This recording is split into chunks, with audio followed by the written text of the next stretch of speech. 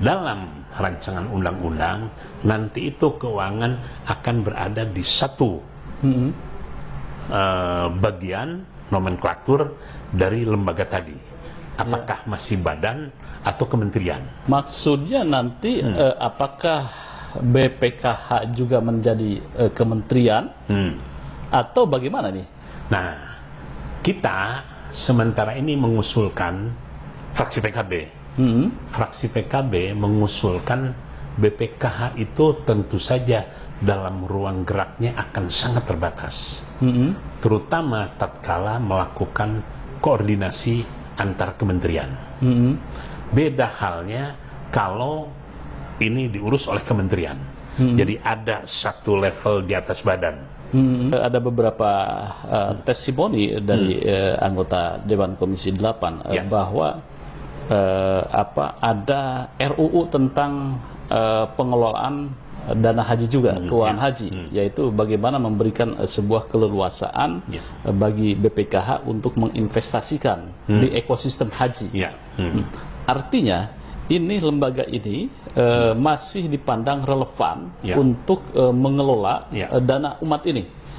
Ini bagaimana ini kondisi seperti ini, Pak Habib? Saya tidak tahu persis apakah RUU ini sebelum munculnya pemikiran untuk ditingkatkan menjadi kementerian atau tidak. Kalau misalnya badan ini tetap badan, tidak pengelolaan tidak ke kementerian, saya kira RUU itu tepat. Iya, masih jalan. Masih jalan. Tapi sejauh ini bahwa BPKH masih tetap untuk menjadi pengelola dana haji dan tidak disatukan dengan lembaga lain. Untuk sementara masih tetap.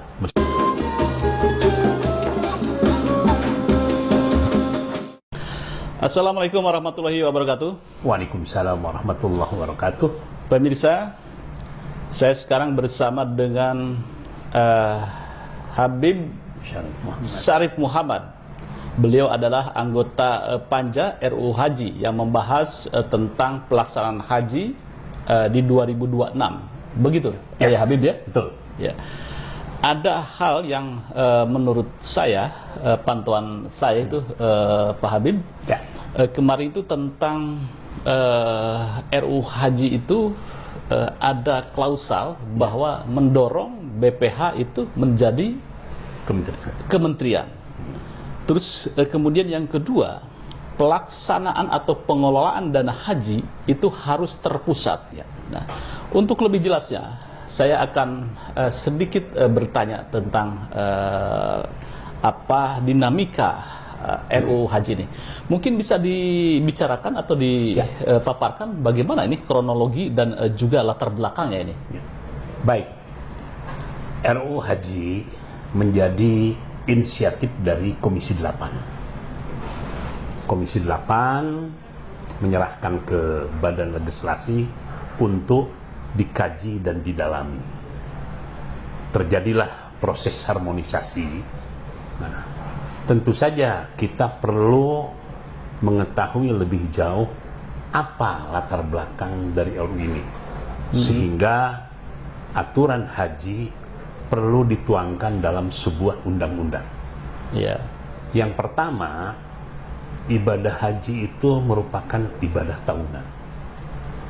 Yang kedua, melibatkan jumlah jamaah yang cukup banyak.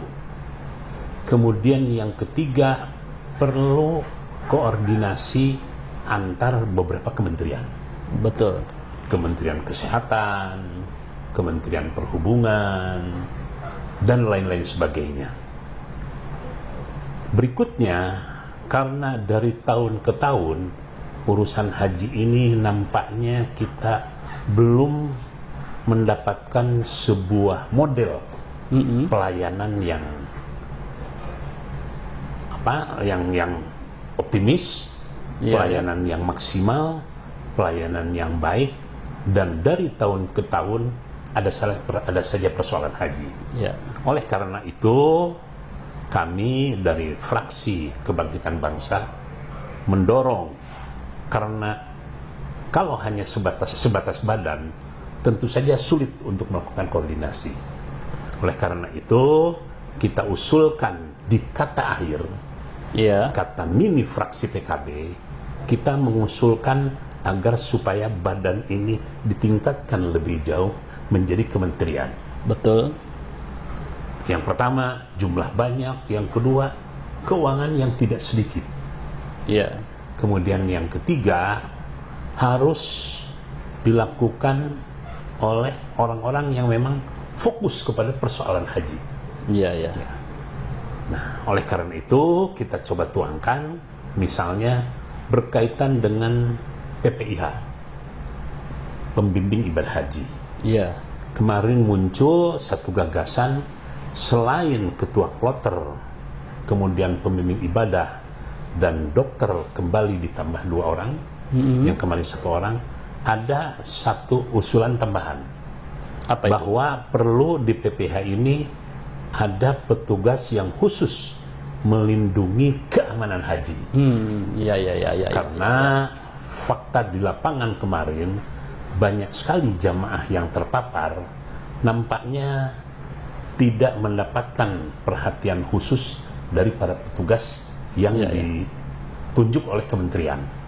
Nah, yang cukup menarik untuk petugas perlindungan keamanan ini diusulkan dari TNI Polri. Dari salah seorang anggota yang kebetulan purnawiran TNI kurang menyetujui langsung kata-kata TNI dan Polri. Oleh karena itu kita coba lakukan penghalusan dengan kata yang memiliki keterampilan khusus. Nah, keterampilan khusus ini maksudnya ke sana, sampai ke angka kemarin muncul. Bahwa untuk petugas perlindungan keamanan haji ini 10% dari jumlah petugas.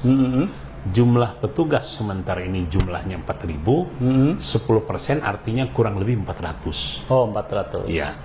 Walaupun secara pribadi saya menyampaikan keberatan. Karena jangan sampai tatkala petugas perlindungan keamanan ini tidak mampu mengcover, tidak mampu melayani, tidak mampu memberikan perlindungan, akhirnya yang petugas perlindungan kami ini akan menjadi sasaran kambing hitam. Sasaran kesalahan. Saya tidak tahu persis karena bola sekarang sudah ada di Komisi 8. Ya, di Komisi 8. Nah, ini nanti tergantung kawan-kawan di Komisi 8. Nah, itu PPIH. Kemudian yang kedua, ada beberapa penekanan-penekanan berkaitan dengan proses. Kemudian pemilihan PPIH sendiri. Artinya lebih terbuka. Nah, kemudian juga pembekalan ini harus benar-benar maksimal. Nah, sampai kemarin itu ke angka untuk petugas pembimbing ibadah haji ini maksimal 3 kali. Maksudnya agar supaya memberikan kesempatan kepada yang lain. Khusus untuk keuangan yang sementara ini masih sering terjadi dualisme antara badan pengelola keuangan yang haji yang di BPKH, yang itu lebih banyak menyangkut dana abadi. Dan keuangan yang memang sangat dibutuhkan pada tahun itu. Nah, dalam rancangan undang-undang nanti itu keuangan akan berada di satu bagian nomenklatur dari lembaga tadi. Apakah masih badan atau kementerian?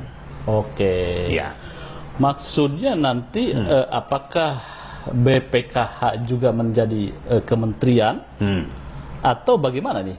Nah, kita sementara ini mengusulkan fraksi PKB. Fraksi PKB mengusulkan BPKH itu tentu saja dalam ruang geraknya akan sangat terbatas. Terutama tatkala melakukan koordinasi antar kementerian. Beda halnya kalau ini diurus oleh kementerian. Jadi ada satu level di atas badan, ya, kementerian. Nah, otomatis kalau nanti BPKH ini kementerian, baik dana abadi maupun setoran-setoran yang dikeluarkan oleh jamaah haji nanti berada di kementerian ini.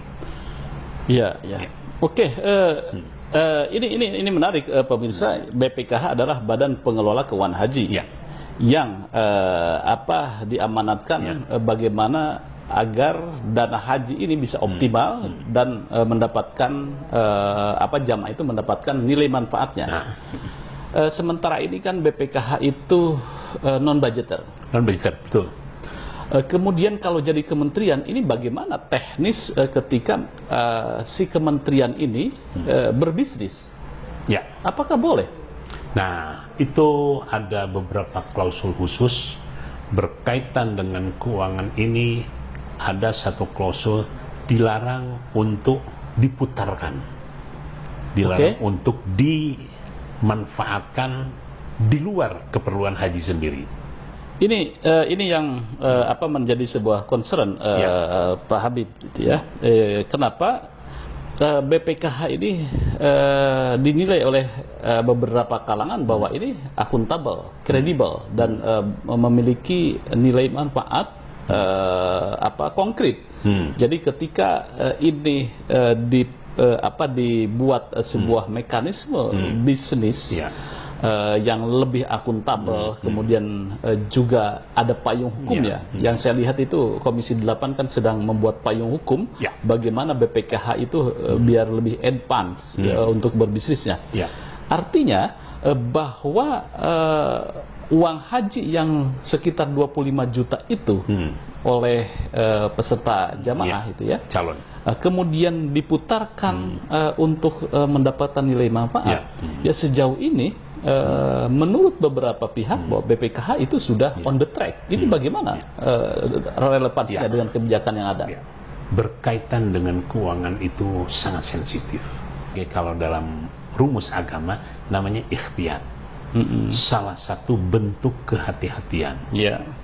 Kehati-hatian. Ada beberapa testimoni dari anggota Dewan Komisi 8 bahwa ada RUU tentang pengelolaan dana haji juga, keuangan haji, yaitu bagaimana memberikan sebuah keleluasaan bagi BPKH untuk menginvestasikan di ekosistem haji. Artinya ini lembaga ini masih dipandang relevan untuk mengelola dana umat ini.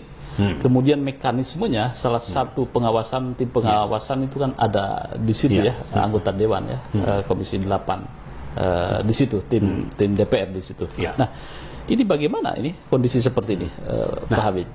Saya tidak tahu persis apakah RUU ini sebelum munculnya pemikiran untuk ditingkatkan menjadi kementerian atau tidak.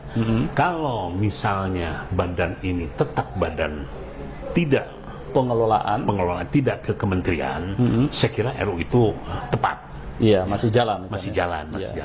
Nah, saya lihat secara detail bahwa kebijakannya kalau terjadi kerugian BPKH maka ditanggung renteng. Ini yang menjadi sebuah concern di situ. Bahwa ketika menginvestasikan kemudian rugi, maka ditanggung renteng dari direksi, komisaris sampai semuanya. Artinya ini tingkat kehati-hatiannya ini sangat rigid sekali. Bagaimana Pak Habib melihatnya? Nah, kita perlu mempertegas kata tanggung renteng. Apakah tanggung renteng ini oleh personil atau lembaga? Personil itu. Nah, kalau personil, dari mana mereka dapat uang? Kecuali hanya sebatas memberikan garansi, tapi tidak tanggung renteng. Contoh, kita coba dengan angka yang lebih konkret. Betul. Taruhlah misalnya kerugiannya sampai 2 triliun. Siapa yang akan menanggung? Nah, apakah orang-orang ini sanggup misalnya ditanggung? Taruhlah misalnya 2 triliun ditanggung oleh 20 orang. Masing-masing kan 100 miliar lah itu. Ya, artinya kebijakan tanggung renteng itu harus dihapus. Makanya saya lihat, kita lihat itu bahwa BPKH itu investasinya ke sukuk. Sukuk itu kan aman. Tidak ada ini, tidak ada apa namanya gejolak. Konsekuensinya. Maka relatif aman, walaupun keuntungannya itu baru sekitar 6%-an gitu. Nah, ini yang menjadi kita lihat Pak Habib bahwa ada RU tadi gitu aja. Apakah nanti bentuknya kementerian, apa tetap BPKH? Artinya harus payung hukum untuk melindungi aset ini harus ada. Itu menjadi sebuah keniscayaan.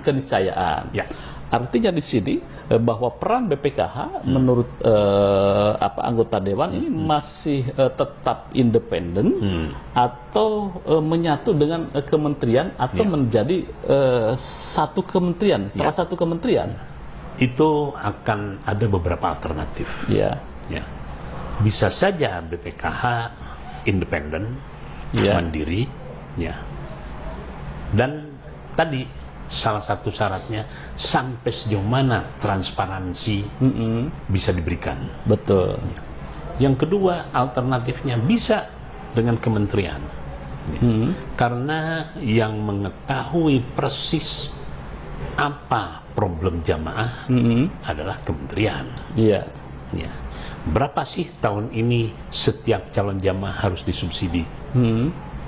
Kemudian apa kekurangan penyelenggaraan haji dari tahun ke tahun? Contoh misalnya tahun kemarin PPIH untuk tenaga kesehatan dikurangi dari 2 menjadi 1. Padahal menurut kita yang beberapa kali berangkat 2 saja masih kurang ya. Ini malah dikurangi. Nah itu kan. Nah untuk kebutuhan itu walaupun bagaimana pasti ada regulasi, ada mekanisme, dan ada prosedur. Jangan sampai dalam proses regulasi ini dalam proses nego ternyata berbeda. Betul. Atau